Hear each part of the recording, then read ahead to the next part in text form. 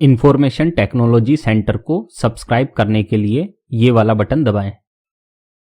Welcome friends, मेरे channel information technology centre में आपका फिर से स्वागत है। चैनल पर पहली बार आए हैं तो चैनल को जरूर सब्सक्राइब करें। आज फिर से एक और वीडियो लाया हूं जिसमें मैंने गारंटी दी है कि ग्रेजुएटी पर गूगल का सबसे बेस्ट वीडियो है। आपने मेरे कई ऐसे वीडियो देखे होंगे जिसमें मैं लिखता हूं ग्रेजुएटी पर गूगल का सबसे बेस्ट वीडियो, क्योंकि मुझे विश्वास होता है कि पूरे यूट्यूब पर ऐसा वीडियो आपको नहीं मिलेगा। जैसे नेशनल पेंशन जो सिस्टम है, स्कीम है, उसके ऊपर मैंने एनपीएस का वीडियो बनाया है, वो गूगल का बेस्ट वीडियो है। पीपीएफ का गूगल का बेस्ट वीडियो मेरे चैनल पे अवेलेबल है। आपको सॉवरेन गोल्ड बॉन्ड स्कीम का बहुत शानदार वीडियो गूगल का आपको मिल जाएगा वहां पर भी। इसके अलावा भी बहुत सारे जो सीनियर सिटीजन स्कीम है उसका भी वीडियो मिल जाएगा। मेरे चैनल पर जितने भी देश में इन्वेस्टमेंट प्लान है, जितनी भी इंश्योरेंस प्लान है, चाहे एलआईसी के हो, पोस्ट ऑफिस के हो, सबके वीडियो आपको मेरे चैनल पर मिल जाएंगे। आप चैनल की प्लेलिस्ट चेक करें और सर्च करें वीडियो, तो आपको सब देखने को मिलेंगे और ऑथेंटिक जानकारी मिलेगी, सबसे बड़ी बात। तो आज का हमारा टॉपिक है ग्रेजुएटी की 100% सही और संपूर्ण जानकारी। तो देखते हैं ग्रेजुएटी के न्यू रूल्स 2023-24 सेशन के लिए। चलते हैं आगे। तो सबसे पहले मैं बता दूं कि इसमें बहुत सारे क्वेश्चंस को मैं कवर करने वाला हूं, इसलिए हो सकता है थोड़ा वीडियो बड़ा हो जाए, पहले ही बता देता हूं, है ना। लेकिन आपको इस एक वीडियो में मैं ग्रेजुएटी की सारी जानकारी देने वाला हूं, जिसमें आप लगभग ये सारे क्वेश्चंस देखने वाले हैं, ठीक है ना। ये सारे क्वेश्चंस हम कवर करने वाले हैं, तो मैं वक्त बर्बाद नहीं करते हुए कोशिश करता हूं आगे बढ़ने की, है ना। तो सबसे पहले बेसिक जानकारी हम देख लेते हैं। पेमेंट ऑफ ग्रेजुएटी एक्ट 1972 है क्या? The payment of gratuity act came into force in the year 1972। 1972 में ये ग्रेजुएटी का एक्ट लाया गया था भारत सरकार के द्वारा। The act covers employ working in factories. अब देखिए इसमें कौन कौन से एम्प्लॉय या कौन कौन से कर्मचारी, ध्यान देना, ग्रेजुएटी एक्ट केवल कर्मचारियों के लिए ही है। जो कर्मचारी नहीं है उसके लिए ये एक्ट किसी काम का नहीं है, ठीक है ना।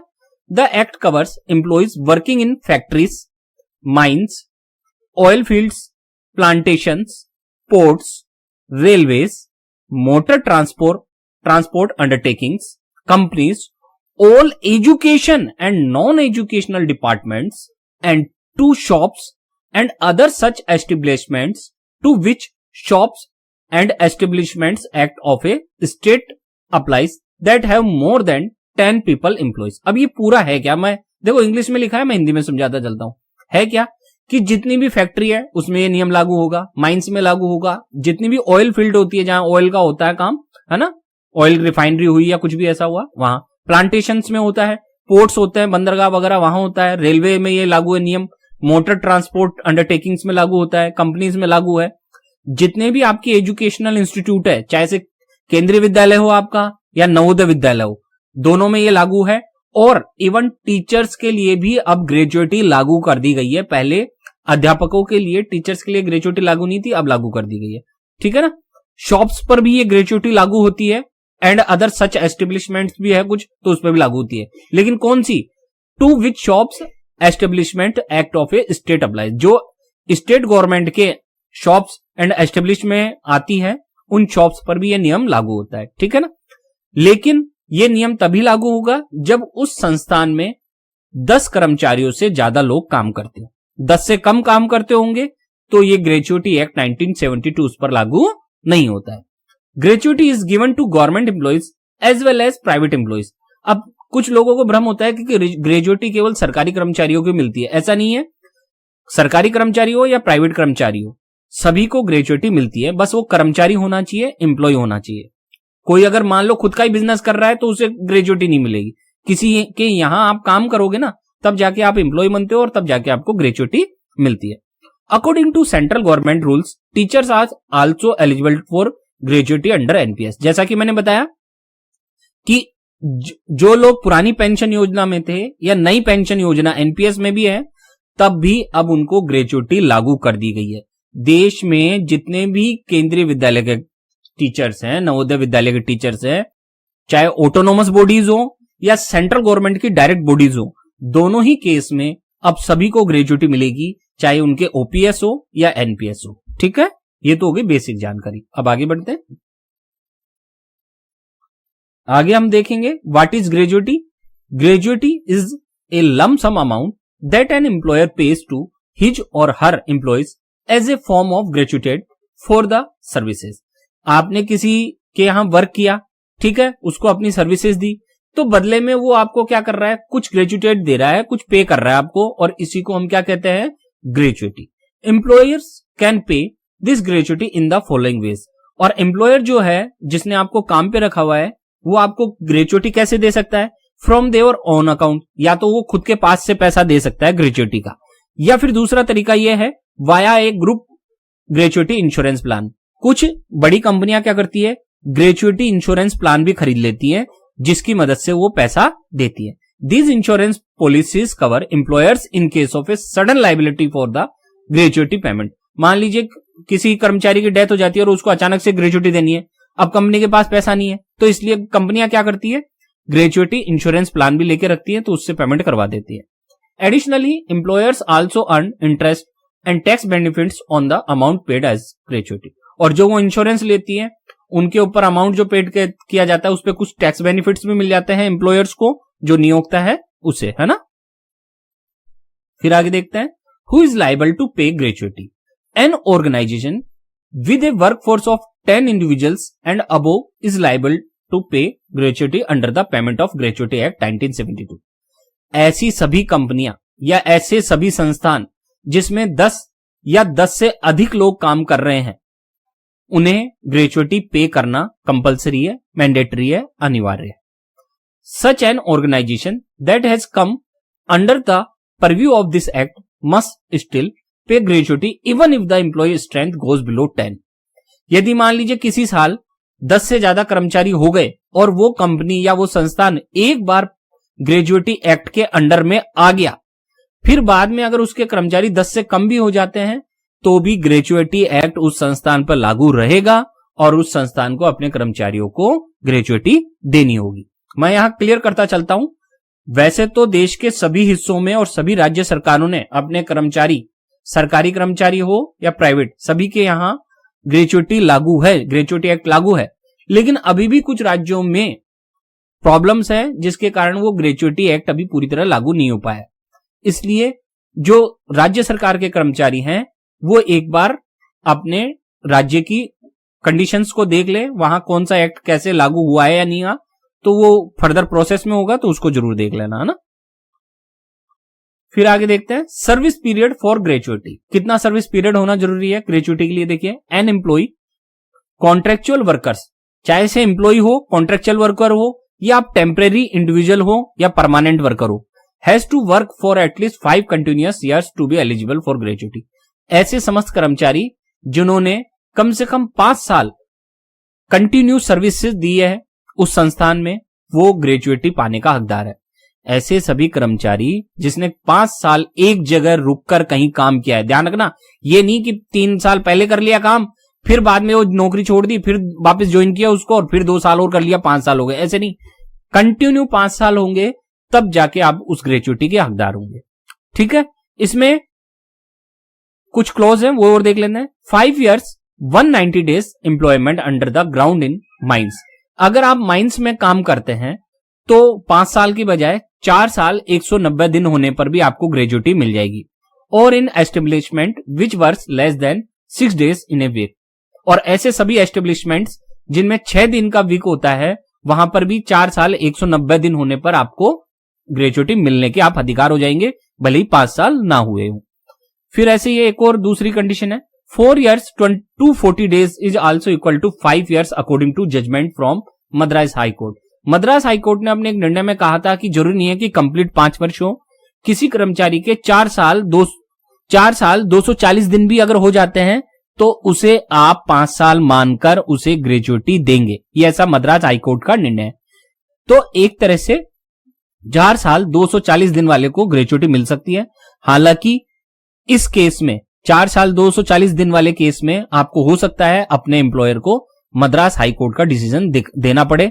हो सकता है वो बोले कि 5 साल का नियम है, हम आपको नहीं देंगे, तो आप उनको मद्रास हाई कोर्ट का आदेश दिखा सकते हैं, तो उसके तहत आपको ग्रेजुएटी मिलेगी।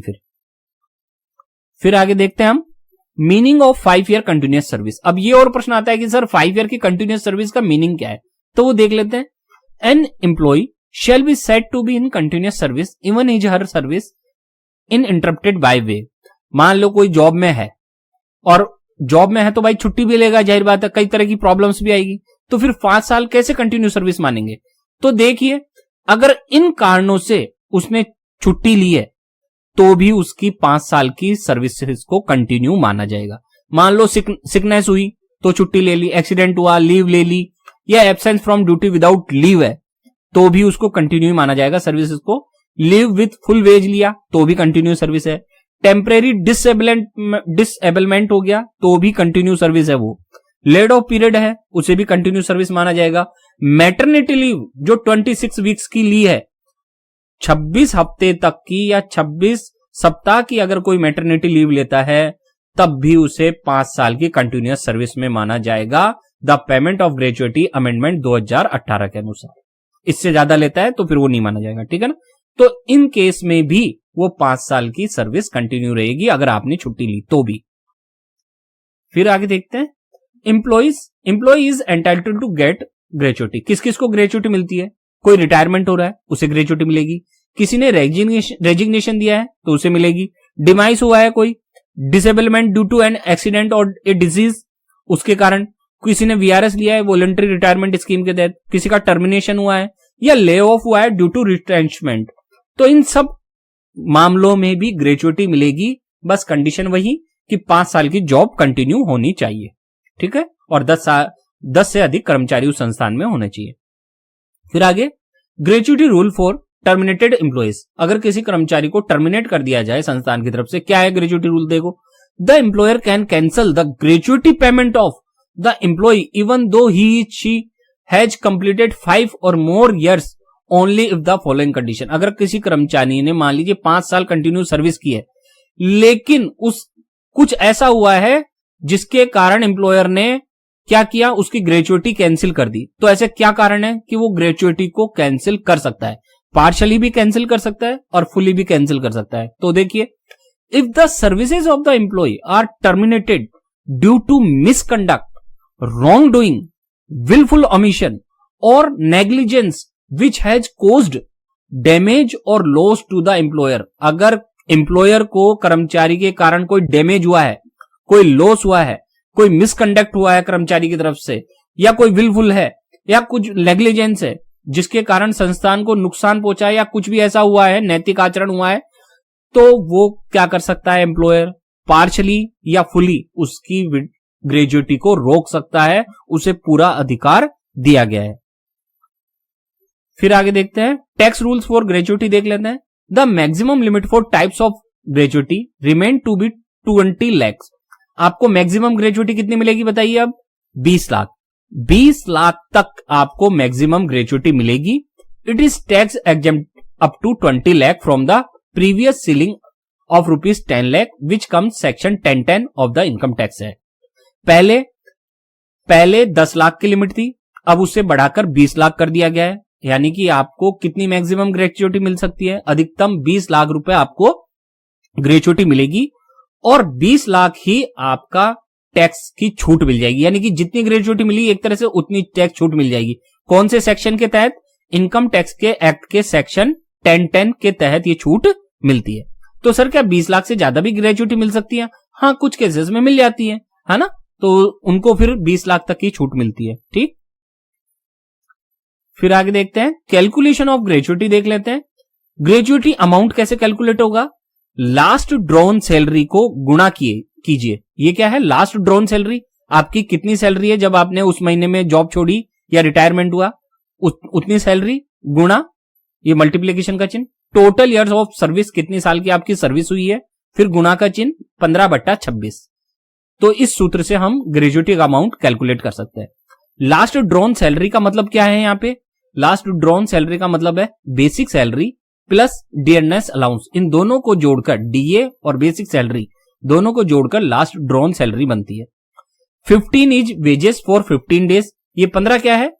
15 है 15 दिन, ठीक है ना। एक महीने के 15 दिन के बराबर आपको जो वेजेस मिलती है उसका होगा। 26 क्या है? 26 are the working days in the month, क्योंकि 4 दिन की छुट्टी हो जाती है ना रविवार की, इसलिए एक महीने में 26 दिन वर्किंग डेज माने जा रहे हैं और 15 दिन की एक महीने के 15 दिन पर आपको क्या मिलती है, वेजेस के बराबर आपको दी जाती है ग्रेचुइटी। तो ये सूत्र है। अब मैंने आपके लिए ग्रेचुइटी का कैलकुलेटर भी बना रखा है, तो कैलकुलेटर आप डाउनलोड कर लेना, मैं उस कैलकुलेटर पे ले चलता हूं और लिंक मैं डाउनलोड करने का दे दूंगा, तो उसमें आप अपनी सुविधा के अनुसार कैलकुलेट कर सकते हैं। ठीक है, तो चलते हैं हम हमारे ग्रेचुइटी कैलकुलेटर पर। तो फ्रेंड्स, ये आ गए हम हमारे ग्रेचुइटी कैलकुलेटर पे, ये मैं आपको अवेलेबल करा दूंगा। आपको ये पहली वाली लाइन भरी हुई आएगी, इसको देखकर ही आपको भरना है। 3 एंट्री भरनी है, 1, 2 और 3 और एक ये 4 एंट्री भरनी है, उससे आपका कैलकुलेशन हो जाएगा। जैसे मैं यहां अपना नाम लिख दूंगा, मान लीजिए मेरा कोई भी नाम हो, मैंने नाम लिख दिया, मान लीजिए सुनील, ठीक है, और यहां बेसिक सैलरी अपनी लिख देनी है। कितनी है बेसिक सैलरी, मान लीजिए मेरी है 62,400 बेसिक सैलरी है सपोज कीजिए, और डीए अभी चल रहा है मान लीजिए 42%, तो 42 लिखना है, परसेंट का चिन्ह मत लगाना। ठीक है, फिर यहां आप कितने साल हो गए सर्विस को, मान लीजिए मेरी सर्विस को हो गए अभी 20 साल, मैंने यहां 20 साल लिख दिए, तो आप देखेंगे ये कैलकुलेट होके आ गई ग्रेचुइटी। ये ग्रेचुइटी कैलकुलेट होकर आ गई। अभी तक मेरी कितनी ग्रेचुइटी बनी है, देखिए 10,22,400 रुपए की ग्रेचुइटी मेरी अभी तक बनी है। अगर मेरी सैलरी मेरी मान लीजिए सर्विसेज मेरी मान लीजिए 35 साल की हो जाएगी, तो कितनी हो जाएगी मेरी ग्रेचुइटी, 17,89,200 की हो जाएगी। ठीक है, अगर आज मेरी सर्विसेज 35 साल की हो जाएगी तो इतनी बनेगी, और आज अगर मेरी मान लीजिए सर्विसेज हुई है मात्र 15 साल ही हुई मान लीजिए, तो अभी कितना बनेगा मेरा 7,66,800 का। ठीक है ना, तो इस तरीके से। और कितना टैक्स की छूट मिलेगी, मुझे 20 लाख तक की टैक्स पे छूट है, यानी कि जितनी भी रकम मुझे ग्रेचुइटी में मिल रही है लगभग वो सारी की सारी क्या है, टैक्स फ्री है, उस पर टैक्स नहीं लगेगा। तो आप 1 एंट्री, ये 2 एंट्री, 3 एंट्री और 4 एंट्री भरना, तो आपका कैलकुलेशन हो जाएगा। जितनी बड़ी सर्विस होगी उतना ही ज्यादा आपको क्या मिलेगा, ग्रेचुइटी का अमाउंट। जैसे मैंने यहां मान लीजिए 30 साल लिखा, तो मेरा ग्रेचुइटी का अमाउंट बढ़कर कितना हो गया, 15,33,600 रुपए का हो जाएगा। ठीक, ये हो गई हमारी ग्रेचुइटी कैलकुलेटर की बात, कवर्ड अंडर ग्रेचुइटी एक्ट। जो ग्रेचुइटी एक्ट में कवर्ड नहीं है उनके लिए भी मैं कैलकुलेटर का लिंक अवेलेबल करवा दूंगा, आप भी डाउनलोड कर सकते हैं। ठीक, अब हमारे वीडियो पे हम वापस से चलते हैं। तो हमने ये ग्रेचुइटी कैलकुलेटर को यूज करना सीख लिया, आप ऐसे भी यूज कर सकते हैं और ग्रेचुइटी कैलकुलेटर में भी यूज कर सकते हैं। ध्यान रखना, वो फाइल आपको कंप्यूटर पे यूज करनी है, मोबाइल पे यूज नहीं करना, क्योंकि मोबाइल पे हो सकता है वो खुले नहीं। एक्सेल फाइल है सिंपल, ठीक है ना। अब देखिए कि ग्रेचुइटी वैसे तो 5 साल के बाद मिलती है सर्विसेज के, लेकिन अगर किसी की 5 साल से पहले डेथ हो जाए तो क्या होगा, तो क्या ग्रेचुइटी नहीं मिलेगी, मिलती है। तो उस केस में ये रेट अप्लाई होती है, देखो रेट ऑफ डेथ ग्रेचुइटी, इसे कहते हैं डेथ ग्रेचुइटी। अगर 1 साल किसी ने 1 साल ही काम किया है और 1 साल से पहले अगर उसकी व्यक्ति की डेथ हो जाती है तो उसे कितनी ग्रेचुइटी मिलेगी, 2 times the monthly basic salary. जितनी उसकी 1 महीने की बेसिक सैलरी है उसका 2 गुना उसे ग्रेचुइटी मिलेगी। उसे किसे, नॉमिनी को, है ना। Between 1 year inclusive and 5 years, 1 साल से 5 साल तक अगर किसी ने जॉब कर ली है तो उसे कितनी मिलेगी, मंथली बेसिक सैलरी का 6 गुना पैसा उसे क्या दिया जाएगा, नॉमिनी को, डेथ ग्रेचुइटी का amount. Between 5 years and 11 years तो उसे मंथली बेसिक सैलरी का 12 गुना पैसा मिलेगा नॉमिनी को। और अगर 11 साल से आपको ज्यादा हो गए हैं और 20 साल तक है तो आपको मंथली बेसिक सैलरी का 20 गुना पैसा मिलेगा। और 20 साल से ज्यादा है, 20 साल और उससे ज्यादा है तो आपको half of the salary for every completed 6 month subject to a maximum of 33 times of employment salary के बराबर आपको अमाउंट दिया जाएगा। यह है डेथ के केस में ग्रेचुइटी, ठीक है ना। अब आगे देखते हैं इंपोर्टेंट क्वेश्चंस, ये जरूर देख लेते हैं, 1-2 क्वेश्चंस है, ज्यादा नहीं है। Will the employ receive a gratuity amount if the employer goes bankrupt. कुछ क्वेश्चंस ऐसे आते हैं कि सर बैंकरप्ट हो गई संस्थान, है ना, तो फिर भी क्या ग्रेचुइटी मिलेगी, तो इसका आंसर है even if the employer goes bankrupt he can not deny paying gratuity to his employees.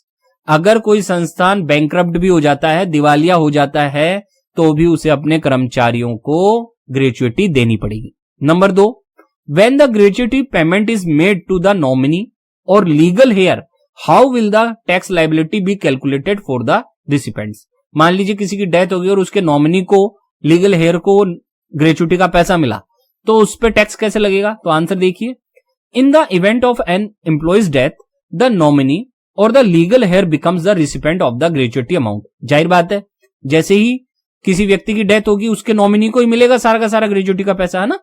The gratuity amount received by the recipient in such cases will carry tax liability and be added to the heading income from other sources for the recipient.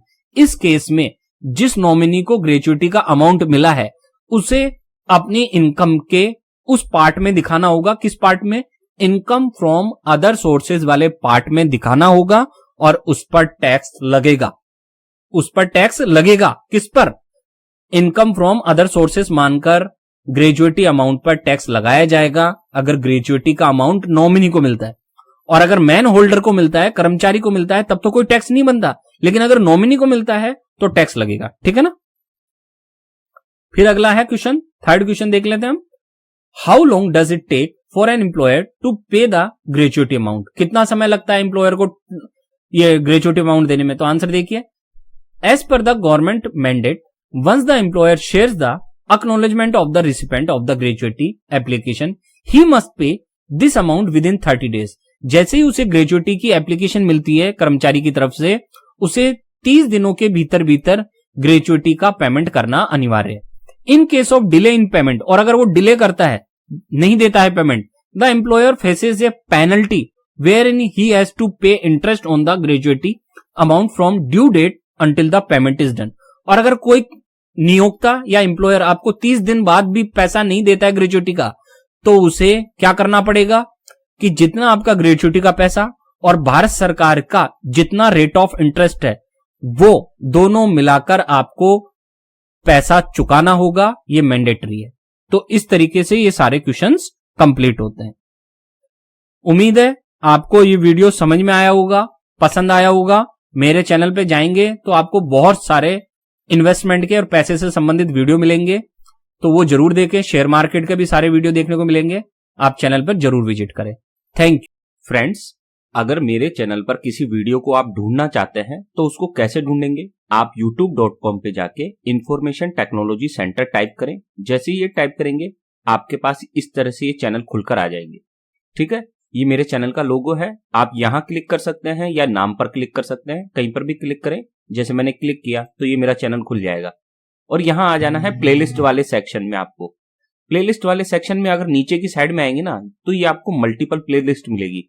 आप mobile में use करें या computer में, दोनों ही जगह पहले created playlist आती है, फिर उसके बाद मल्टीपल प्लेलिस्ट आती है। तो नेशनल पेंशन स्कीम के लिए इस प्लेलिस्ट पर क्लिक करना है। इसमें 97 वीडियोज हैं, आप देख सकते हैं। शेयर मार्केट अगर आपको सीखना हो तो इस प्लेलिस्ट पे क्लिक करेंगे, व्यू प्लेलिस्ट, तो यहाँ 36 वीडियो है। इन्वेस्टमेंट से संबंधित जितने भी वीडियो अगर देखना चाहते हैं तो ये फाइनेंशियल सॉल्यूशंस है, इसकी प्लेलिस्ट आप चेक करें। यहाँ 29 वीडियोस हैं ऑलरेडी अभी। और टेक्निकल सॉल्यूशंस चाहते हैं, कंप्यूटर और मोबाइल की कोई प्रॉब्लम हो तो आप इस प्लेलिस्ट को क्लिक करें। कंप्यूटर सीखना चाहते हैं, बेसिक जानकारी चाहते हैं तो आप इस प्लेलिस्ट को क्लिक करें। फिर और नीचे जाएंगे, आप अपने मोबाइल में या कंप्यूटर में इधर दाईं तरफ जाएंगे क्लिक करके, तो आपको SBI की समस्त स्कीम्स की जानकारी मिलेगी इस प्लेलिस्ट में। पोस्ट ऑफिस की कोई भी स्कीम आपको इस प्लेलिस्ट में देखने को मिलेगी। Gold investment, sovereign gold bond, जितनी भी गोल्ड की इन्वेस्टमेंट की स्कीम्स है वो सारी इसमें देखने को मिलेगी। CCS NPS रूल्स के लिए अलग से प्लेलिस्ट बना रखी है, आप इसको देख सकते हैं। क्रिप्टो करेंसी की भी प्लेलिस्ट है। और इसके अलावा आप देखेंगे तो पब्लिक प्रोविडेंट फंड की स्कीम है, कंप्लीट सीरीज है। FD, RD, फिक्स डिपॉजिट और ये जो रिकरिंग डिपॉजिट होती है उससे संबंधित कंप्लीट प्लेलिस्ट है। MS Excel अगर आप सीखना चाहते हैं तो MS Excel मास्टर सीरीज है मेरे पास। ग्रेचुटी के लिए ग्रेचुटी की सीरीज है।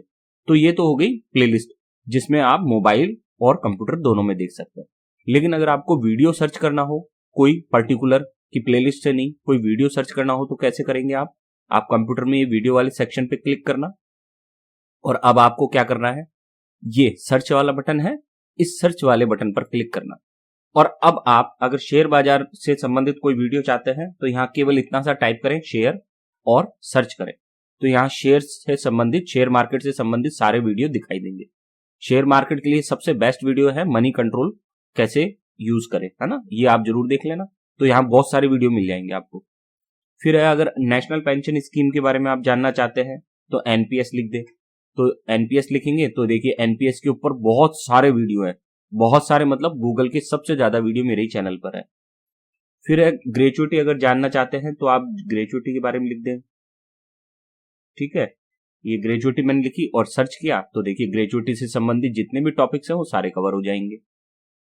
फिर अगर आपको पब्लिक प्रोविडेंट फंड देखना हो कि पब्लिक प्रोविडेंट फंड के वीडियो कौन कौन से हैं सर के पास, तो पीपीएफ लिखें और सर्च करें तो ये पीपीएफ के सारे वीडियो दिखाई देंगे। ठीक है, फिर उसके बाद अगर आपको SBI state bank of India की कोई स्कीम्स के वीडियो देखने हो तो यहाँ एसबीआई लिखें और सर्च करें, यहाँ एसबीआई से संबंधित समस्त वीडियो आपको देखने को मिलेंगे।